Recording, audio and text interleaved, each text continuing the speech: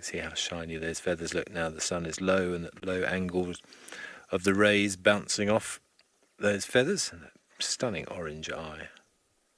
Showing us both sides.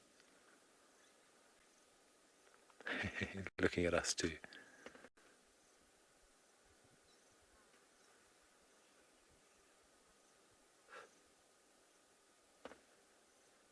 It's a nice natural frame we've gone for there, using the roof trusses.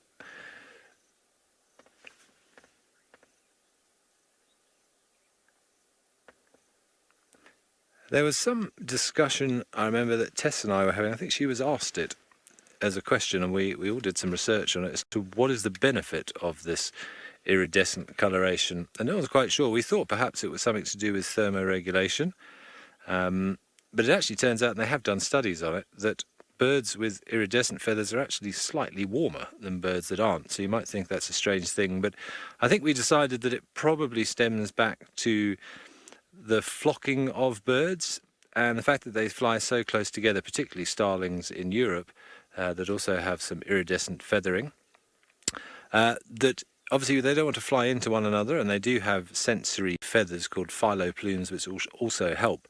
But as soon as the bird next to you sort of changes slightly, then you might pick up with their very, very good eyes. They'll pick up that movement, and it just stops them all bumping into each other when they're flying in unison. Nathan, no, there are lots of different species in South Africa. The majority of them are supposed to be here. They are natural residents. There is one which is called a European starling, which is an invasive species.